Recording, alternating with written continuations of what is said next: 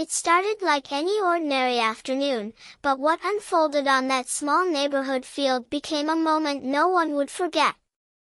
The sun was beating down on the grass, and kids were running across the field, their cleats kicking up dust and laughter echoing in the air.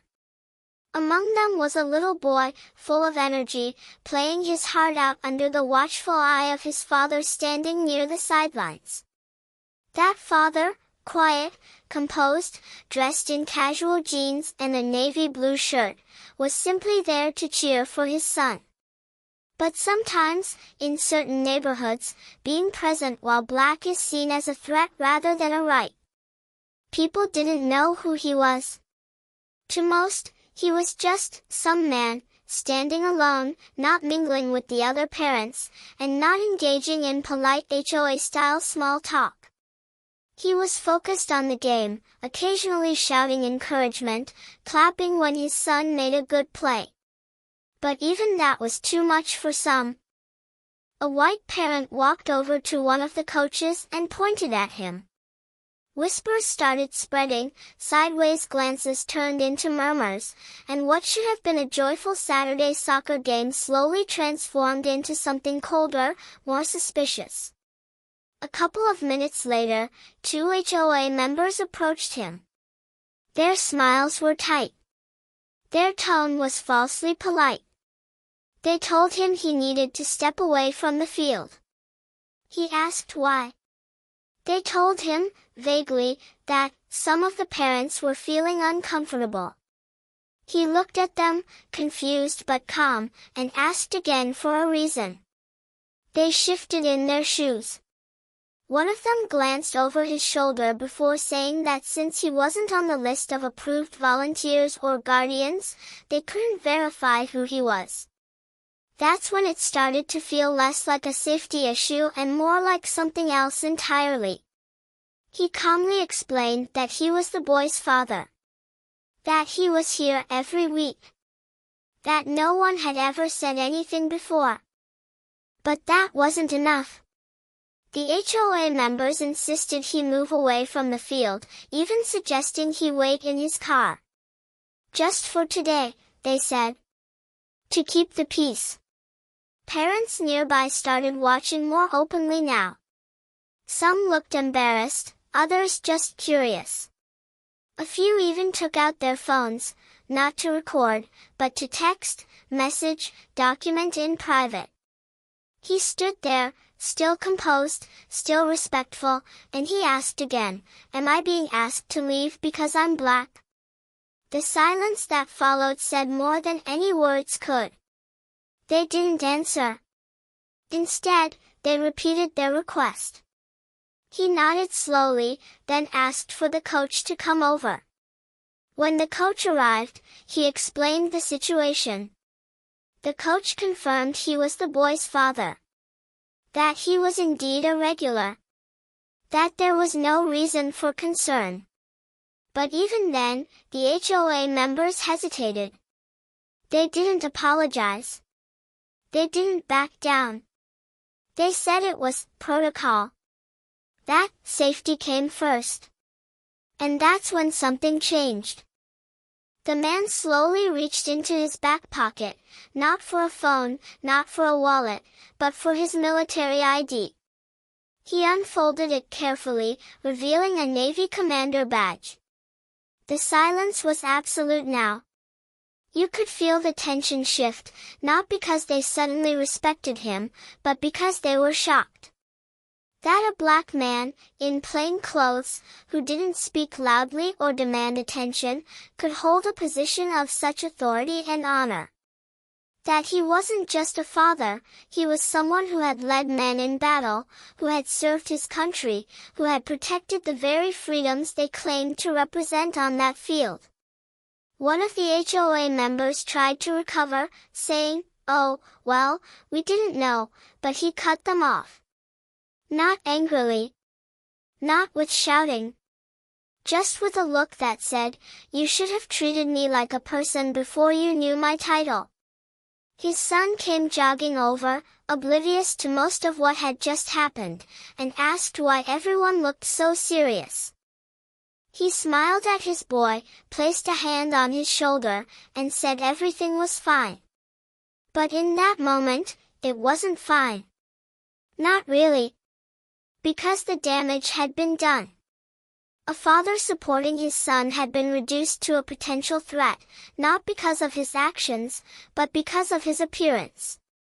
Because in communities governed by silent codes and unspoken fears, being black, being different, being unfamiliar can be enough to provoke suspicion and exclusion. He stayed for the rest of the game. He didn't raise his voice. He didn't escalate. But everyone on that field saw what happened. Some looked away. Others looked inward. And as the sun began to dip below the trees, a quiet understanding settled over the field. Not everyone would admit it, but something had shifted. A mirror had been held up. And what it revealed wasn't comfortable. But it was necessary. The neighborhood had always prided itself on being a tight-knit, well-organized community. The kind where lawns were trimmed just right, porches had matching flower pots, and neighbors waved from across the street even if they didn't really know each other. But beneath the surface of community barbecues, HOA meetings, and smiling faces was an unspoken rulebook. A code of conduct that wasn't written down but was understood by those who belonged, and even more so by those who didn't. When someone new moved in, there was always a quiet evaluation. Were they friendly? Did they keep their property in line with the neighborhood aesthetic? Did they attend the monthly meetings? Were they one of us? It was never explicitly said, but it didn't have to be. The glances, the measured conversations, the overly polite inquiries about background, employment, family, it all painted a clear picture. The HOA wasn't just about regulations. It was about maintaining a certain image, a certain comfort zone that everyone silently agreed on. So when a black family moved into one of the corner houses, eyebrows raised. Not in outright hostility, but in cautious curiosity. The kind that masks itself in welcome baskets and generic small talk, but quickly turns into watchful eyes and gossip behind closed doors. It wasn't that they weren't welcome. It was that they weren't expected. And in neighborhoods like this, unexpected often becomes unwelcome, whether people admit it or not. The father kept to himself mostly, not out of rudeness but because he'd seen this all before. Military life had taken him all across the country, sometimes to places where his uniform earned him respect, and other times to places where it didn't matter at all. He knew how to read people. He knew when he was being sized up. And he had learned to let his actions speak louder than assumptions. Still, even he was surprised at how quickly the whispers started. First, it was about the car parked outside his driveway. Then, it was about how often he mowed his lawn. Then, whether or not he had RSVP'd to the neighborhood potluck. Small, seemingly harmless things that, when stacked together, created a pattern of quiet exclusion.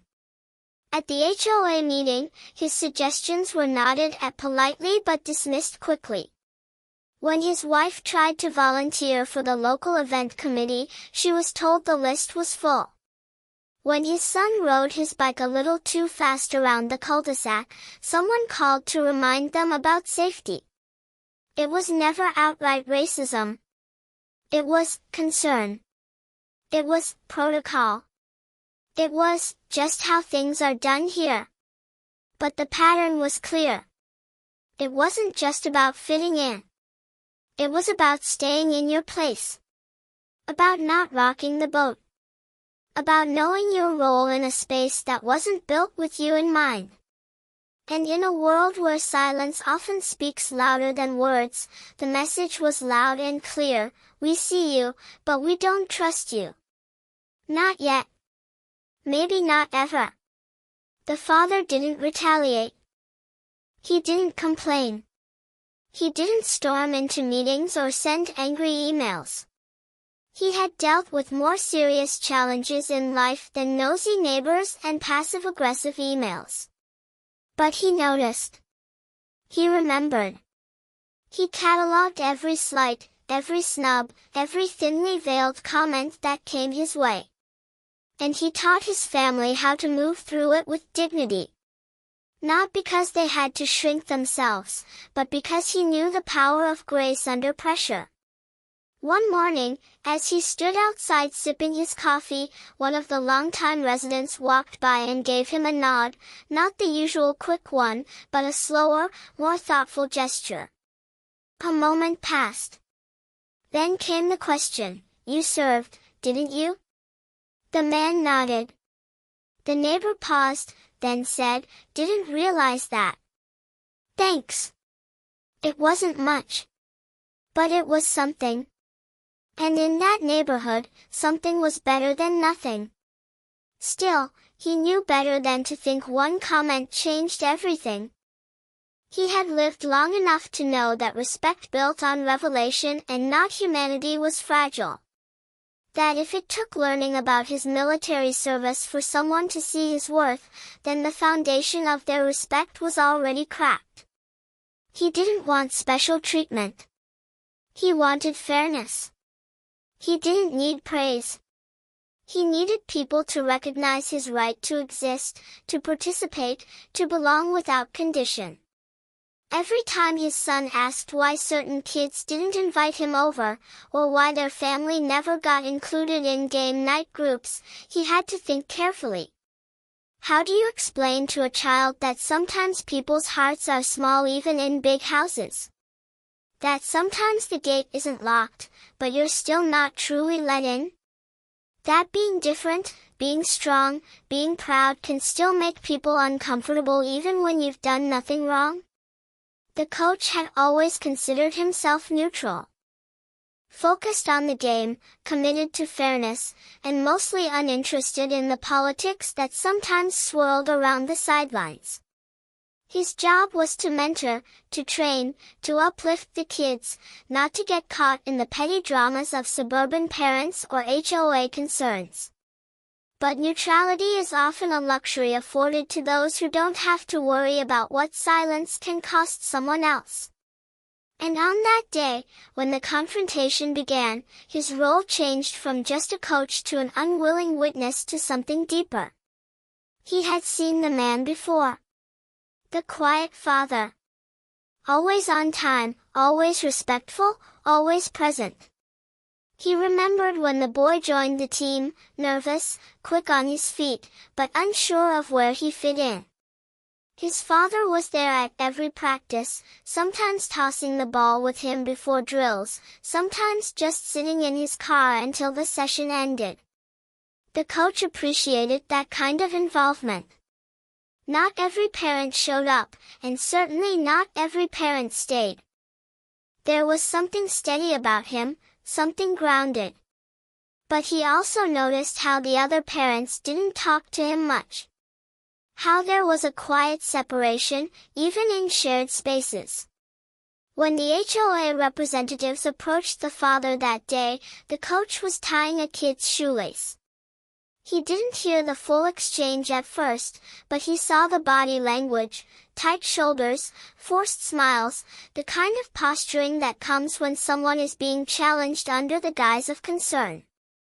He stood up slowly and began walking over, not to interfere, but to be near enough to step in if needed. By the time he reached them, he could hear the tone, hear the edge in the polite requests. Just for today. We're trying to keep things smooth. You understand, right? The father's voice was calm, but you could feel the weight behind it.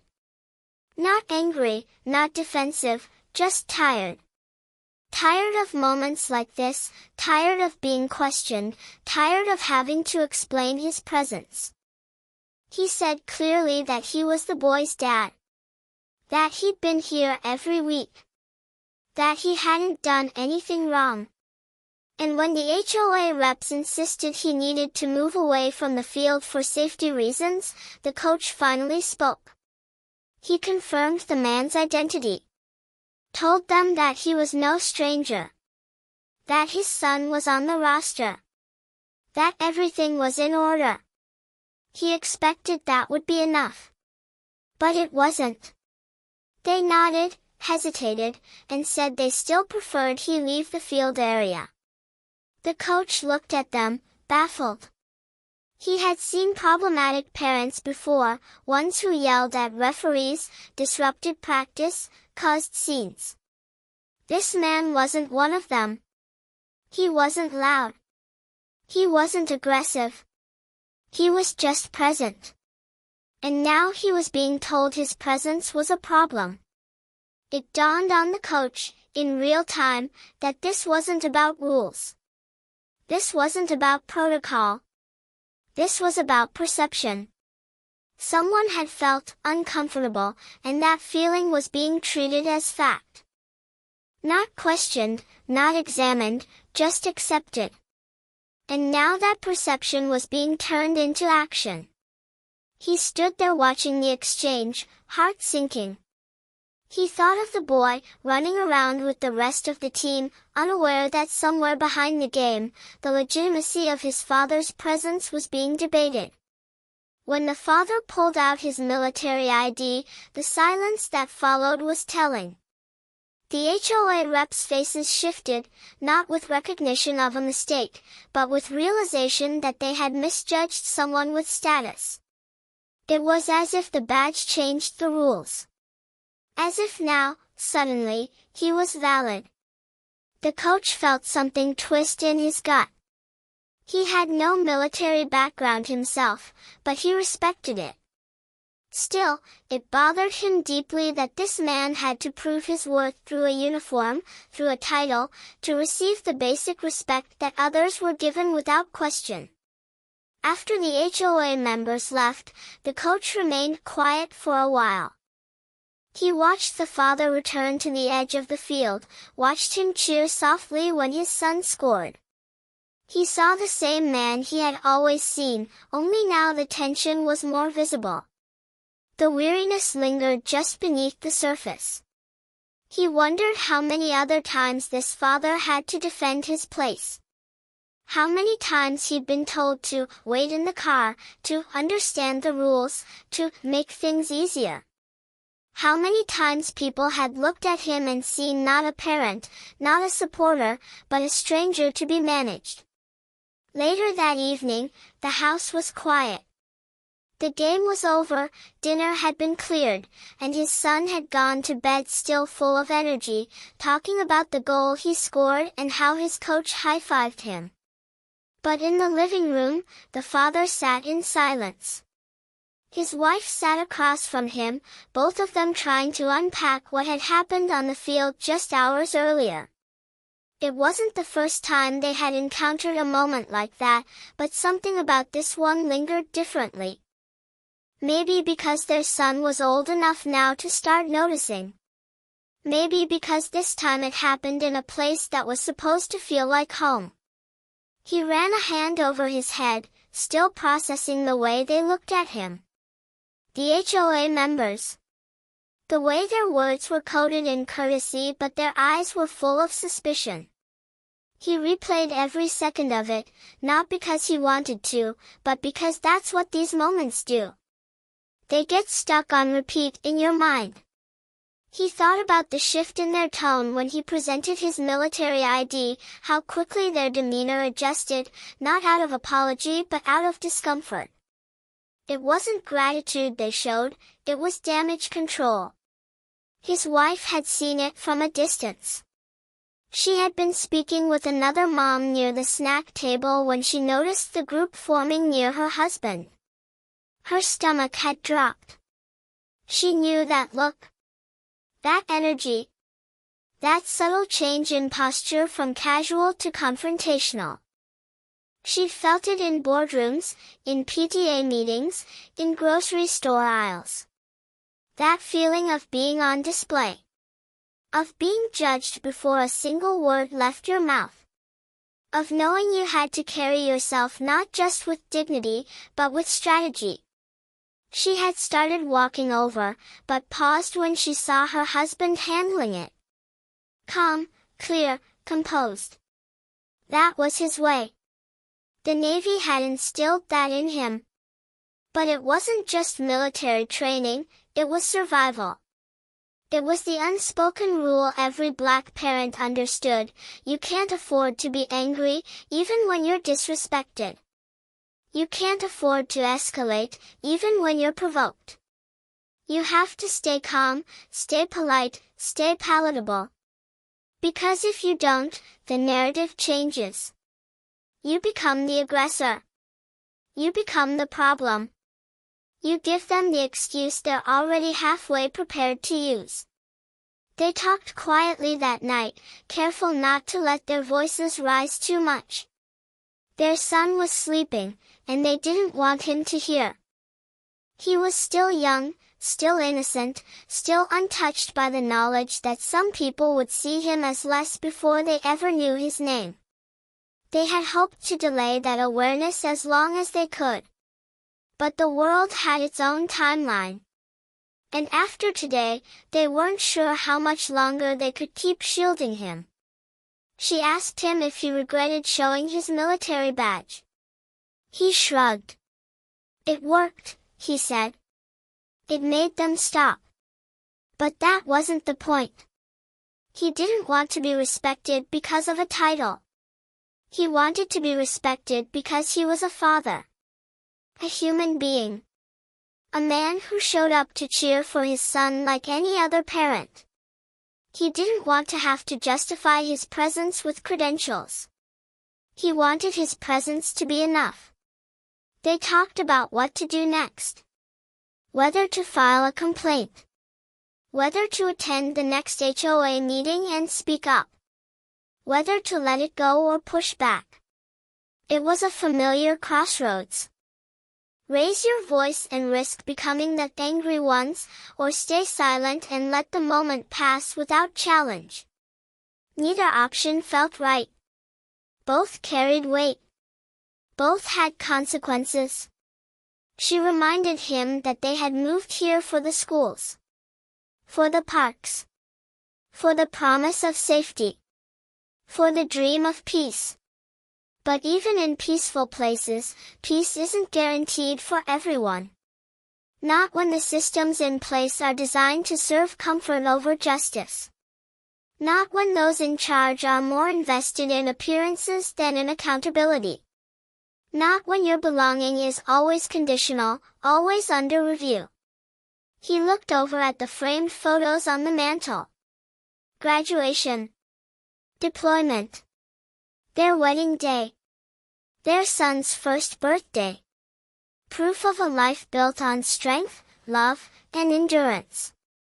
Proof that they had done everything right. But doing everything right doesn't always protect you. Not when perception trumps truth. Not when your presence challenges the norm. And still, they knew they would get up the next morning and do it all again. Wake their son for school. Pack lunches. Show up at work. Attend the next game. Smile at neighbors who might still look through them. Because that's what resilience looks like. Not the absence of struggle, but the refusal to let it define you. The next morning brought a familiar routine. Alarm clock, breakfast, backpacks zipped, keys jingling by the door. But beneath the ordinary rhythm, something felt different. The air in the house was heavy with thoughts left unsaid. Their son was cheerful, asking about his next game and whether his coach had mentioned starting positions. He had no idea what had unfolded the day before. No idea that while he was dribbling the ball and chasing the game, his father had been quietly defending his right to stand on the sidelines. Shielding him not from physical harm, but from the slow erosion of dignity that can come from being treated like a suspect before being treated like a neighbor. On the drive to school, the boy hummed along to music in the back seat while his father stared ahead, gripping the steering wheel a little tighter than usual. Every stop sign, every familiar street corner, reminded him of the calm, manicured illusion of the neighborhood. But illusions could be dangerous. They could lull people into thinking everything was fine while others quietly carried the burden of being othered. The neighborhood might look united in its homeowners association newsletters, but unity built on silence wasn't real unity at all. After dropping his son off, he took a longer route home. Part of him wanted to cool off, to clear his mind. Another part of him just didn't want to go back to the house yet. The house felt safe, yes, but it also sat squarely in the middle of a community that didn't truly see him. He thought about the phrase, community, and how often it was used in HOA speeches, neighborhood Facebook groups, and welcome emails.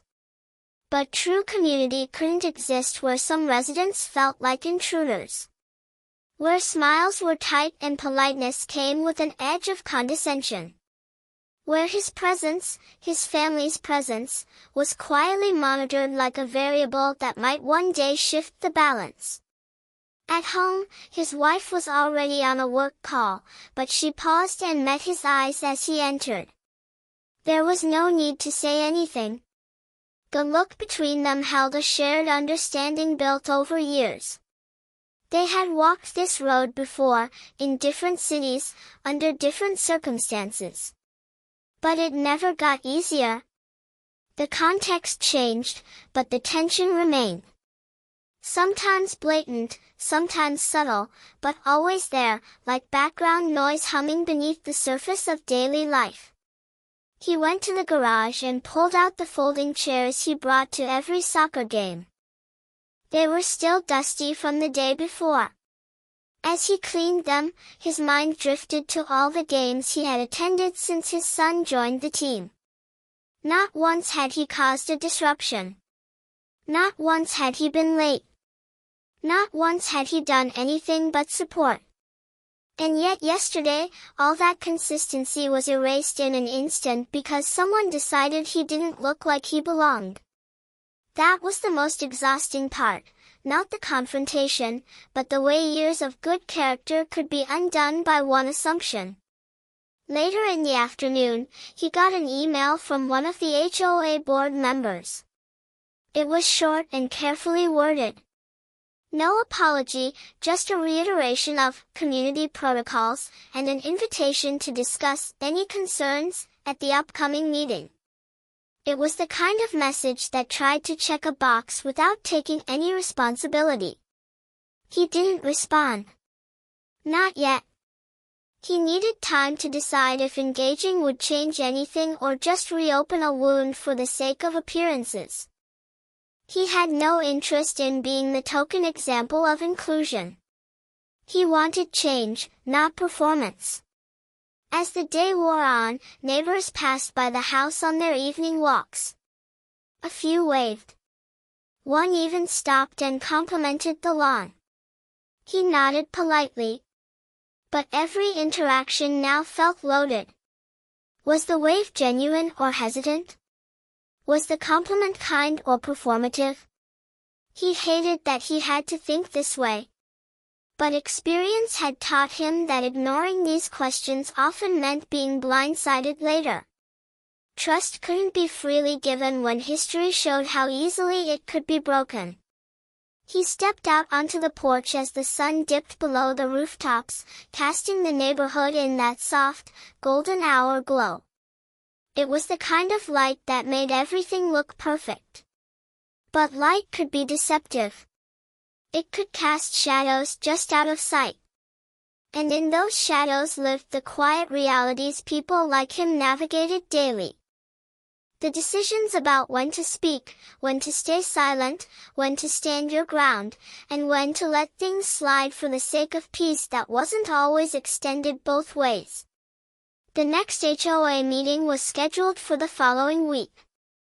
It was one of those monthly gatherings held in the community center, where people showed up in khakis and polos, holding coffee cups and talking about neighborhood beautification projects, parking disputes, and whether someone's Halloween decorations were a little too extreme. But this time, the room felt a little different. The incident on the soccer field had circulated in quiet conversations and indirect text messages. People knew. Maybe not everyone had the full story, but they had enough pieces to sense that something had happened, something uncomfortable that no one quite knew how to bring up. He debated going. Not because he was afraid, but because he was tired. Tired of having to explain, to justify, to stay composed in the face of polite resistance. But after sitting with it for a few days, he knew he had to show up, not just for himself, but for his family. For his son. For every future moment where silence could mean approval. He wasn't interested in confrontation. He was interested in accountability. In clarity. In facing a room full of people who preferred discomfort over honesty. He arrived early, sat near the back. He watched the room fill slowly, familiar faces walking in with clipboards and files. Most didn't acknowledge him. A few offered small nods. The meeting began like any other, minutes from the last session, updates on the neighborhood garden, discussion about upcoming street maintenance. It was ordinary, procedural, carefully structured to avoid emotion. But when the time came for community comments, the room shifted. He stood up slowly. The chair squeaked beneath him, and the sound made heads turn. Some people already knew what he was going to say. Others looked confused.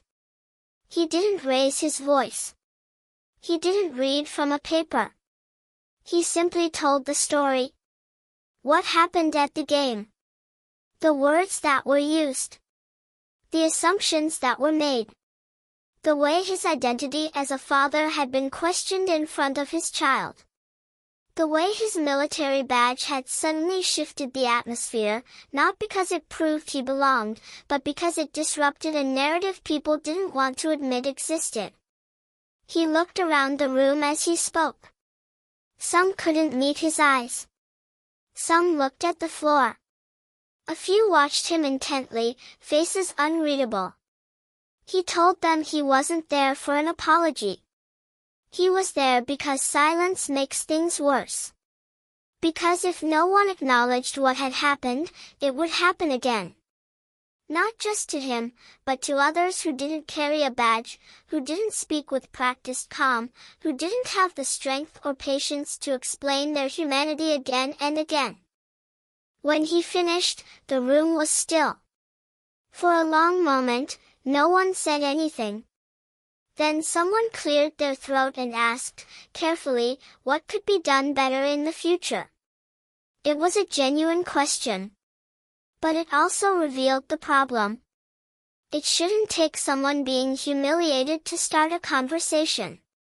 It shouldn't take credentials to validate someone's right to exist in a public space.